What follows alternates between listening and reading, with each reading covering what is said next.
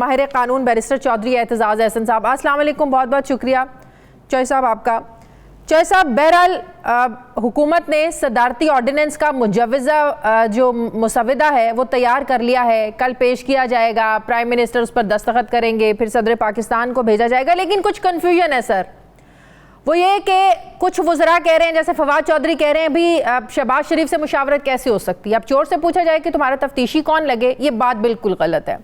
फ़रोग नसीम कहते हैं कि नहीं, इसमें ये बात शामिल है इस मुसवदे में कि ऑपोजिशन लीडर से मुशावरत होगी।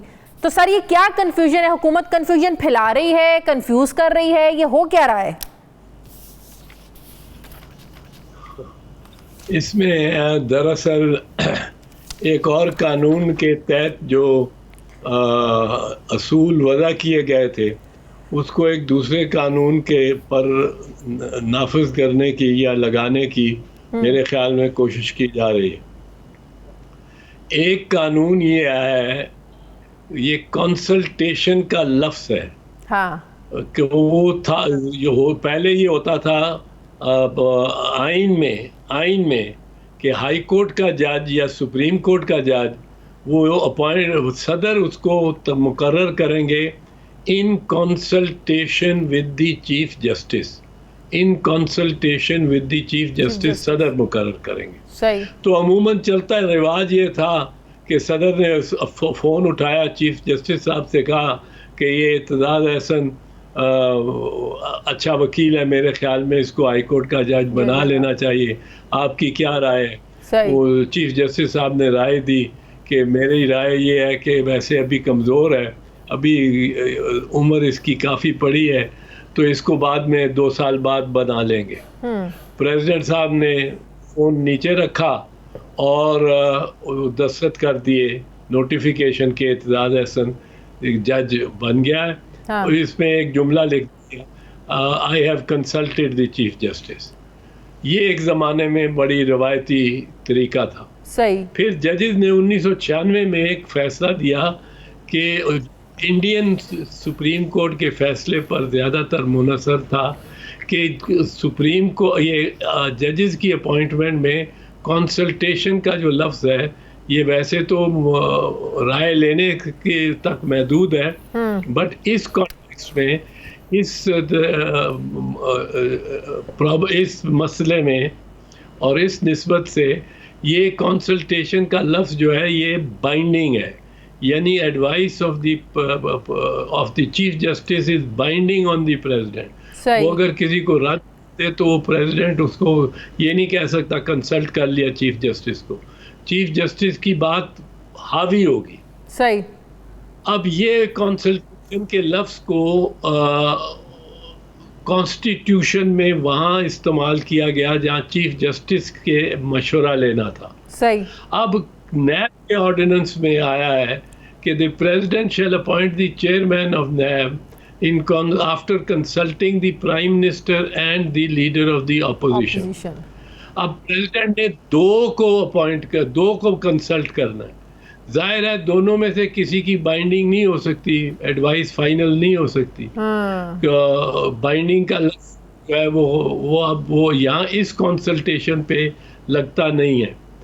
और गवर्नमेंट एक और चीज नहीं डाली है ना कि आप जो नई ये तरीकाकार ला रहे हैं वो ये है कि ऑपोजिशन लीडर और लीडर ऑफ द हाउस यानी कि प्राइम मिनिस्टर ऑपोजिशन लीडर नैब के मुल्जिम नहीं होंगे। अगर इन्होंने आपस में मुशावरत करनी है तो ना ऑपोजिशन लीडर पर कोई केस होना चाहिए, ना ही लीडर ऑफ द हाउस पे केस होना चाहिए।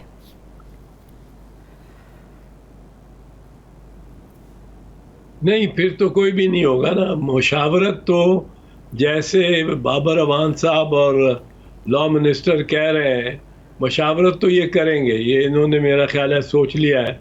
और वो जो राय थी फवाद चौधरी वाली वो रद्द हो चुकी है कि चूंकि उसके खिलाफ अपोजिशन लीडर के खिलाफ केसेस हैं तो इसलिए उसे मुशावरत नहीं करनी।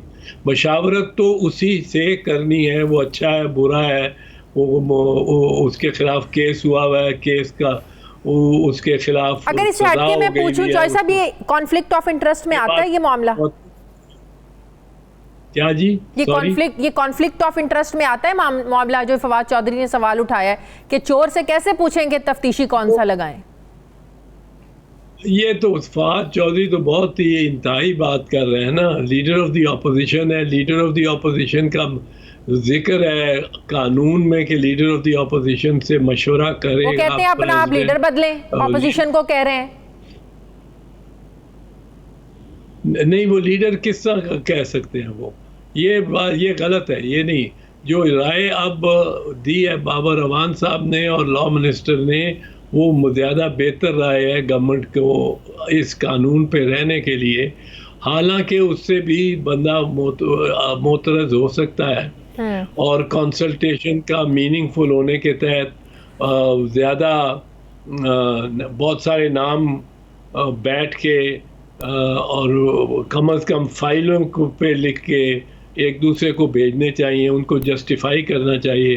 प्राइम मिनिस्टर को कम अज़ कम कॉरेस्पॉन्ड करना चाहिए with the leader of the opposition, और my dear leader of the opposition लिख के, कोई ये नहीं कि मां तस्लीम ही ना करे prime minister leader of the opposition को। यहाँ अगर बनाना है किसी को प्रेसिडेंट ने, तो दोनों को कंसल्ट करके बनाना है। राय इस वक्त आपको नहीं लगता बड़ा सोच समझ के बनाया है? ऑपोजिशन को घेरने की कोशिश की गई है। आप देखें, अगर मुशावरत, अब ऑपोजिशन तो नहीं चाह रही है कि मौजूदा चेयरमैन नैब को जो है ना तौसी मिले, लेकिन जो ऑर्डिनेंस में जो मुसविदा लेकर आ रहे हैं उसमें ये है कि अगर मुशावरत नहीं होती, कामयाब नहीं होती, मामला जाएगा पार्लिमानी कमेटी में, तो ये मामला तो सारा लिंगर ऑन हो जाएगा। आपको लगता है कि इनमें मुशावरत हो जाएगी, फिर पार्लिमानी कमेटी में चला जाएगा मामला, वहाँ पे भी हल हो जाएगा? वहाँ पे भी नहीं होता तो तब तक जो है ना वो चेयरमैन नैब मौजूदा काम करते रहेंगे जब तक नए का फैसला नहीं होता। ये तो बड़ा सोच समझ के घेरा गया ऑपोजिशन को। मौजूदा चेयरमैन नैब जो है, अगर इस ऑर्डिनेंस को अमेंड नहीं किया जाता, हाँ, तो मौजूदा चेयरमैन नैब की कलम में जो नैब की स्याही है वो 10 अक्टूबर यानी 3-4 दिन बाद, हाँ, वो बिल्कुल जम जाएगी, वो ख़त्म हो जाएगी। कोई उसके पास इख्तियार नहीं होगा नैब का, और नैब का इख्तियार करने की कोशिश करेगा तो वो उस पर वो एक बहुत बड़ा उस पर मुकदमा बन सकता है। लेकिन ये कोशिश करेंगे कि एक ऑर्डिनेंस पास कर दें उसकी एक्सटेंशन का, और या एक्सटेंशन का या रीअपॉइंटमेंट का, या वो एक्सटेंशन की क्लॉज हटा दें। उसके तहत वो भी ज़्यादा से ज़्यादा 4 महीने चल सकता है। 4 महीने में मेरे ख्याल में, बहरहाल जो मैं पहले भी कह चुका हूँ, ये मामला सुप्रीम कोर्ट में जाएगा, ऑपोजिशन चली जाएगी सुप्रीम कोर्ट में। अगर जावेद इकबाल क्या इरादा रखती है इस बारे में? दस्तखत भी करने, पीपल्स पार्टी क्या इरादा रखती है? पीपल्स पार्टी भी इसको चैलेंज करने का इरादा रखती है। हर तरह, हर कानूनी अंदाज से इसकी मुखालफत करने का इरादा रखती है। और लेकिन मेरे ख्याल में ये बिल आखिर सुप्रीम कोर्ट में ही जाएगा, और सुप्रीम कोर्ट इसका कोई हल निकालेगा।